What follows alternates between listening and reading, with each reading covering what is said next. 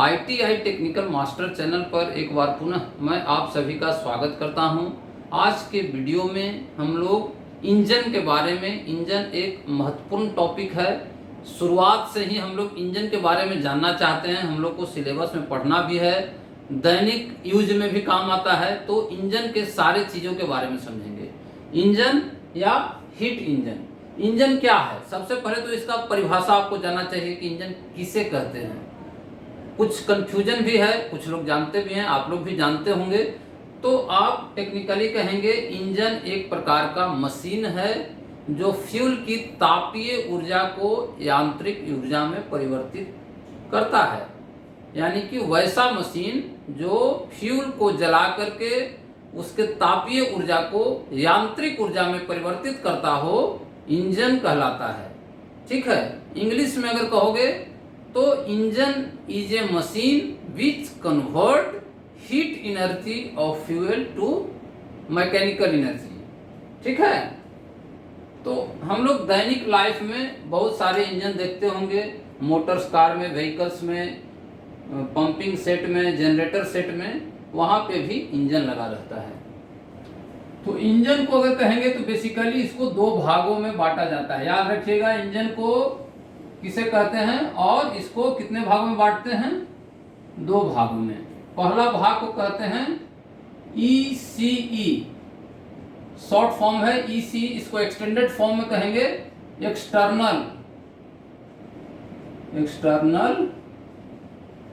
Combustion engine. अगर हिंदी में कहेंगे तो इसको कहते हैं बाह्य दहन इंजन, बाह्य दहन इंजन। और दूसरे भाग को कहते हैं हम लोग इंटरनल, ICE,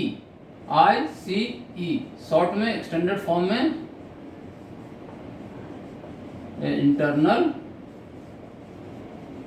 कंबस्शन इंजन, जिसको हिंदी में कहते हैं अंतःदहन इंजन, अंतःदहन इंजन। ठीक है, अब हम लोग को अंतःदहन इंजन यानी कि इंटरनल कंबस्शन इंजन के बारे में ज़्यादा पढ़ना है और एक्सटर्नल कंबस्शन इंजन के बारे में हमारे सिलेबस में नहीं पढ़ना है। लेकिन इसका परिभाषा और डिफरेंस जानना है तो जानते हैं। एक्सटर्नल कंबस्शन इंजन होता क्या है? सिंपल है, नाम में दिख रहा है एक्सटर्नल कंबस्शन यानी कि बाह्य दहन। वैसा इंजन जिसमें फ्यूल जलने की क्रिया, आग लगने की क्रिया इंजन के बाहर अथवा सिलेंडर के बाहर होता हो, उसको हम लोग कहते हैं बाह्य दहन engine. Combustion takes place outside the engine और outside the cylinder is called external combustion engine. जैसे कि पुराने गदर पिक्चर में भी देखे होंगे, भाप के द्वारा इंजन को चलाया जाता था, तो वो भाप इंजन था। इसी तरह से steam turbine, power generation sector में स्टीम टरबाइन का प्रयोग होता है। स्टीम को अलग से बॉयलर में स्टीम को जनरेट करते हैं और टरबाइन्स के ऊपर नोजल के माध्यम से प्रेशराइज करके घुमाया जाता है टरबाइन को। तो उस तरह के इंजन्स को कहते हैं एक्सटर्नल कंबस्शन इंजन। और इंटरनल कंबस्शन इंजन किसको कहते हैं? जिस इंजन में फ्यूल जलने की क्रिया सिलेंडर के अंदर अथवा इंजन के अंदर होता हो, उसको कहते हैं इंटरनल कंबस्शन इंजन। ठीक है, दोनों का परिभाषा आपको याद हो गया। अगर इसका एग्जांपल लेंगे तो diesel engine, petrol engine, gasoline engine, जो दैनिक आप व्हीकल्स में देख रहे हो, सारे इंटरनल कंबस्शन इंजन है जिसको हम लोग को पढ़ना है। ठीक है, अब हम लोग इंटरनल कंबस्शन इंजन को कितने भागों में बांटा जाता है, ये सवाल होता है। इसके आगे फर्दर क्लासिफिकेशन क्या है? तो इसको हम लोग दो भाग में पुनः बांटते हैं। ठीक है, पहले को कहते हैं CI इंजन। CI इंजन क्या होता है? यानी कि CI यानी कि compression ignition engine, compression ignition engine यानी कि कंप्रेशन, दबाव से उत्पन्न गर्मी से आग जो लगता है उसको कंप्रेशन इग्निशन इंजन कहते हैं। जैसे कि डीजल इंजन में स्पार्क नहीं दिया जाता है फ्यूल को जलने के लिए, आग लगने के लिए। वहां पे क्या होता है?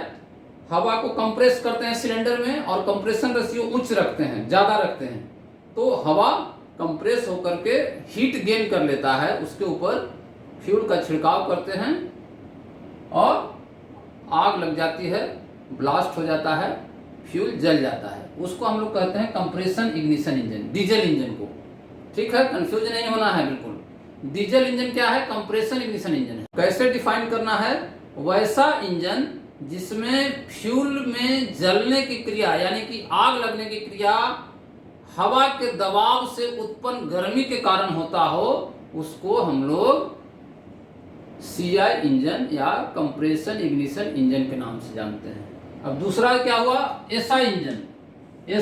SI यानी कि spark ignition engine.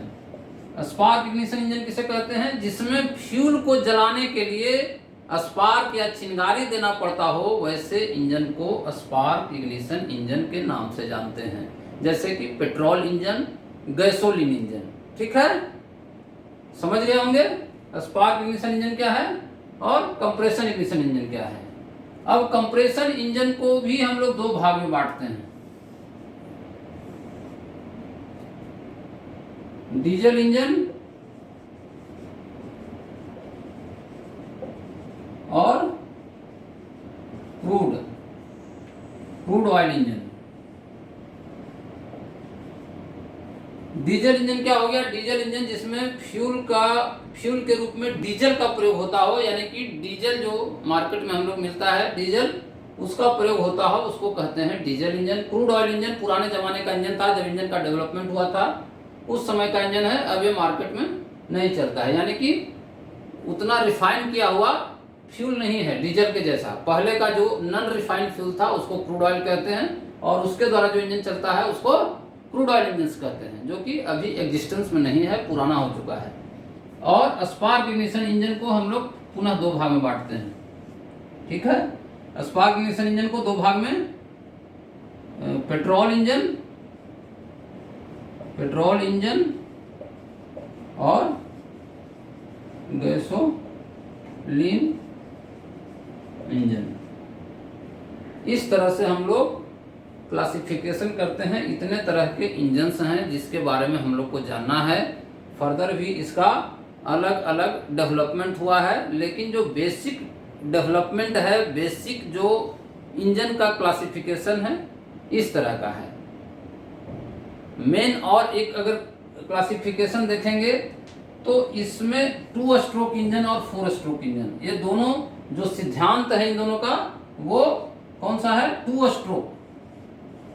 Stroke engine और दूसरा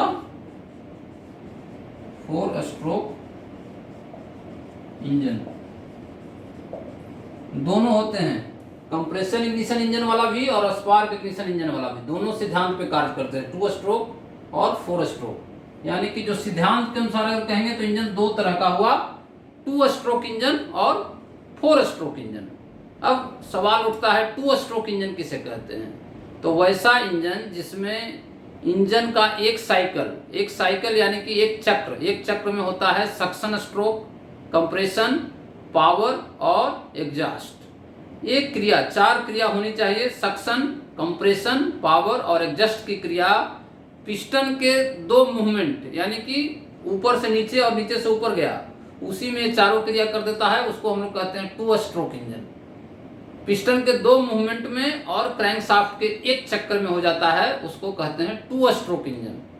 4 स्ट्रोक इंजन किसे कहते हैं? जिस इंजन में इंजन का एक साइकिल यानी कि सक्शन की क्रिया, कंप्रेशन की क्रिया, पावर की क्रिया और एग्जॉस्ट की क्रिया, पिस्टन के 4 मूवमेंट यानी कि ऊपर से नीचे, नीचे से ऊपर, फिर ऊपर से नीचे और फिर नीचे से ऊपर, जो कि हम लोग फर्दर पढ़ेंगे, आगे समझेंगे इसके बारे में, लेकिन अभी इनिशियली आप लोग समझ लीजिए। पिस्टन के 4 मूवमेंट और क्रैंकशाफ्ट के 2 चक्कर में जिस इंजन में एक साइकिल पूरा होता हो, उसको हम लोग 4 स्ट्रोक इंजन के नाम से जानते हैं। आज के क्लास में हम लोग इतना ही पढ़ेंगे, इसके आगे हम लोग अगले क्लास में पढ़ेंगे। क्योंकि वीडियो लंबा हो जाएगा। आप आराम से देखिए और एक एक टॉपिक समझ करके आगे बढ़िए।